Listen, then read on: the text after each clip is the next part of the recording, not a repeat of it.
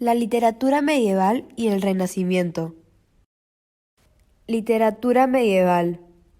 Contexto histórico. La Edad Media empieza con la caída del Imperio Romano Occidente en el año 476 después de Cristo, luego de las invasiones de los pueblos bárbaros, y termina con la caída del Imperio Romano Oriente, Constantinopla, en el año 1453. Fue una época de varias luchas religiosas entre el cristianismo y el islam, la cual fue una religión que surgió a comienzos de la Edad Media en la península arábiga. La caída de Roma fortaleció al Imperio bizantino, la cual surgió del Imperio romano de Oriente. Asimismo, fue un periodo de gran dinamismo y creatividad intelectual y artística, en el que surgieron las creaciones en lenguas romances, ramas que dieron pie a varios idiomas como el italiano, español, rumano y portugués. La Iglesia Católica fue la institución con mayor poder político y económico, y mantuvo unido al continente después de la caída de Roma. Contexto cultural. La sociedad medieval se caracterizó por estar dividida en modo de pirámide, en donde en la cima se encontraba el rey como máxima autoridad, quienes representaban los poderes terrenales y divinos. Luego seguía la nobleza, quienes estaban dedicados a la guerra y la caza. Asimismo estaban obligados a servir al rey, pero aún así tenían grandes terrenos y riquezas. El clero, su trabajo trataba de adoctrinar a la gente, conservar y transmitir la cultura. Luego seguía el pueblo llano, que constituía la mayor parte de la población, y se dedicaban a la agricultura, ganadería o artesanía. Casi todos vivían de esclavitud y carecían de derechos. La iglesia tenía un lugar importante en la sociedad medieval. Los monasterios y catedrales eran centros de devoción. Todas las actividades estaban impregnadas del espíritu religioso. Características literarias. Lengua. La lengua que servía de vehículo para la cultura era el latín. Sin embargo, hacia la Baja Edad Media tienen predominio los textos escritos en lenguas nacionales, que sirven para empezar a unificar lingüísticamente a las diversas poblaciones europeas de la época. Oralidad. La forma de difusión más común de las obras literarias era a través de los poetas, ya que la inmensa mayoría de la población no sabía leer. Verso. La escritura en verso era la más usada. Además, puesto que era más fácil de memorizar, la composición de ella ayudaba a los poetas a recordar los textos. Subgéneros como la lírica, la oda, la elegía, la égloga, el epitelamio, el romance o el soneto eran los más populares. Prosa.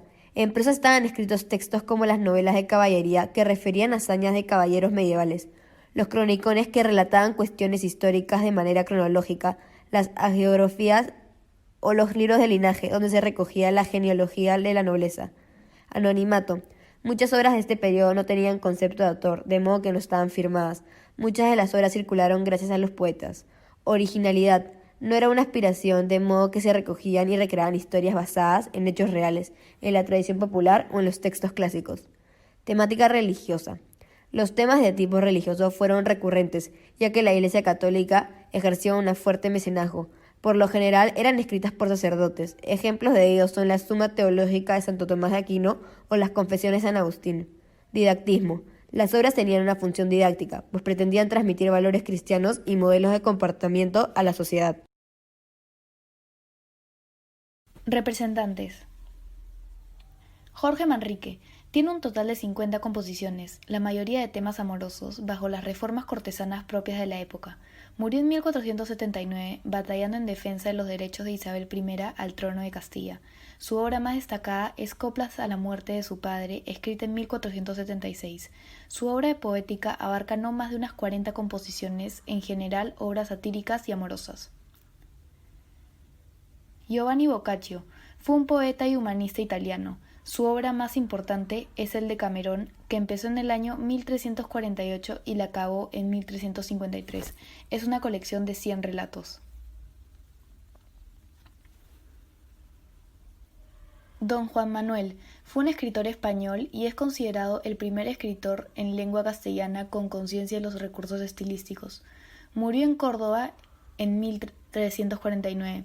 Algunas de sus obras fueron El libro del caballero y del escudero, escrita en 1326, Libro de los estados y El libro del patrimonio o El conde Lucanor, escrita en 1335.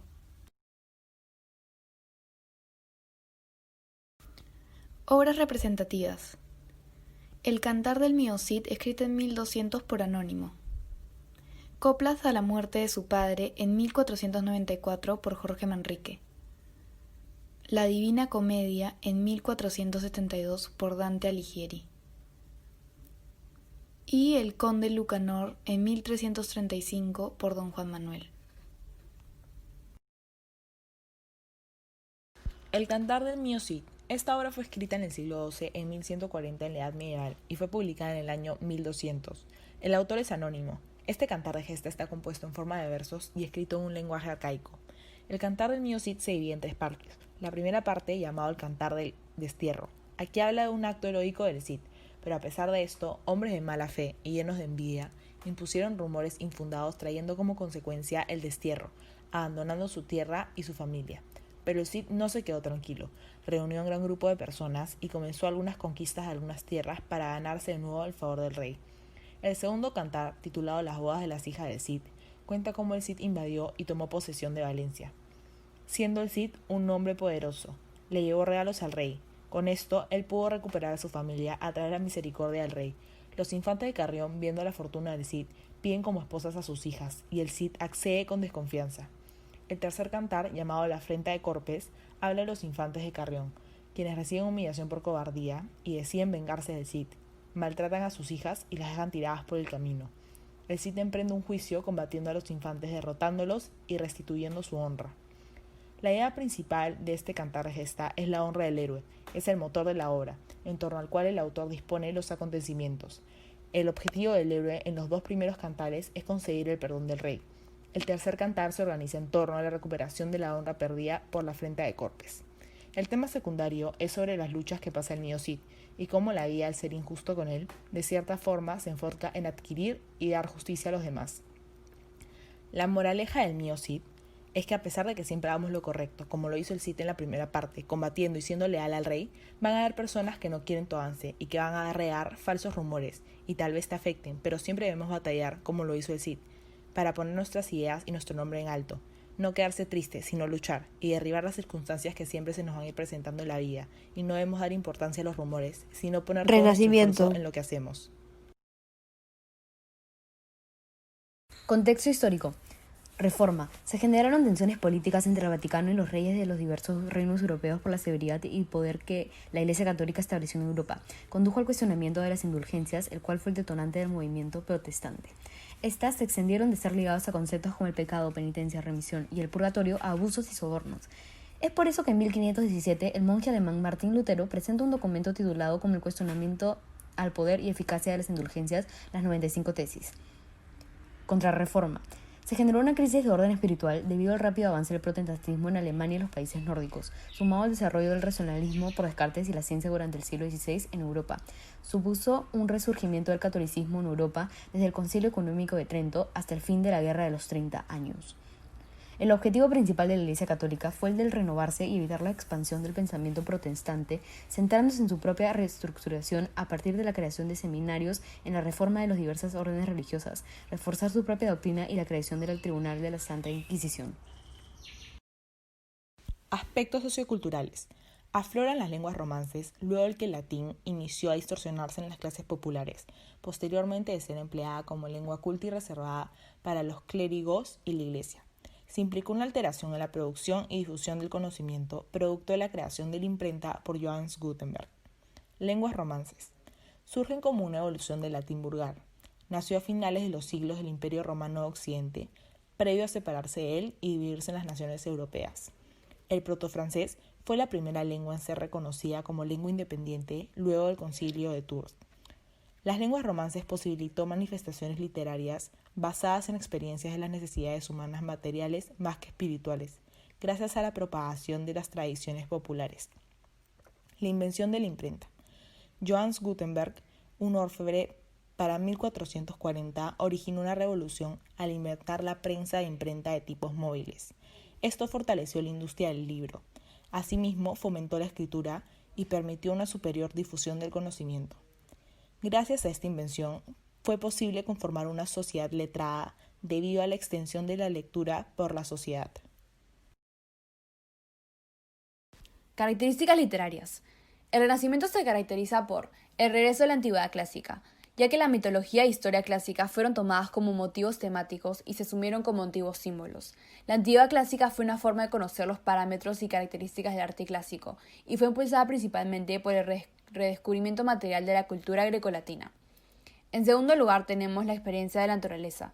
Los ideales de belleza condujeron a la búsqueda de un arte que imitara la naturaleza, con el propósito de conocer la verdad. En consecuencia, tanto en la pintura como en la literatura, lo pastoril o bucólico se convirtió en el escenario preferido. Otra característica es el hombre como centro del mundo en tanto medida de las cosas. El hombre o el artista surgieron como un intelectual y un creador que se distanció de los principios artísticos del pasado y del planteamiento dogmático, el cual estudiaba a detalle el cuerpo humano y sus flujos. Por último, se caracteriza por el mecenazgo. El mecenazgo es un tipo de patrocinio que se otorga a artistas. El arte fue visto como un símbolo de prestigio, diferenciación social y refinamiento, de manera que las clases altas promocionaron y apoyaron el desarrollo artístico del Renacimiento, lo que resultó en un perfeccionismo. Representantes del Renacimiento. William Shakespeare, un poeta y dramaturgo inglés. Es considerado como el mejor dramaturgo de la tradición literaria occidental y reconocido como una de las figuras más importantes dentro del desarrollo del teatro inglés y Renacimiento. Entre sus obras más representativas se encuentra Romeo y Julieta, como también Macbeth, El Rey Lear, Hamlet y El Mercader de Venecia. François Rabelais fue un narrador médico y humanista francés. Su seudónimo es Alcofribas Nacier. Su obra más representativa es Gargantúa y Pantagruel. Michel de Montaigne, ensayista y filósofo humanista francés. Es considerado como la cima del pensamiento humanista francés y padre del ensayo, ya que al escribir su obra más representativa, Ensayos, el libro ocasionó la creación de un nuevo género literario en el pensamiento occidental. Garcilaso de la Vega, poeta renacentista y militar español. No publicó ninguna obra en su vida, toda su producción poética la recoge Juan Boscán y la publica en 1542. Es considerado entre uno de los más grandes exponentes del siglo de oro español. Obras representativas del Renacimiento. Romeo y Julieta, escrito por William Shakespeare y publicado en 1597. Don Quijote, escrito por Miguel de Cervantes y publicado en 1605. Ensayos, escrito por Michel de Montaigne y publicado en 1580. Macbeth, escrito también por William Shakespeare y publicado en 1623. Y Gargantúa y Pantagruel, escrito por François Rabelais y publicado en 1534. Análisis literario de Romeo y Julieta. Algunos datos importantes de la obra.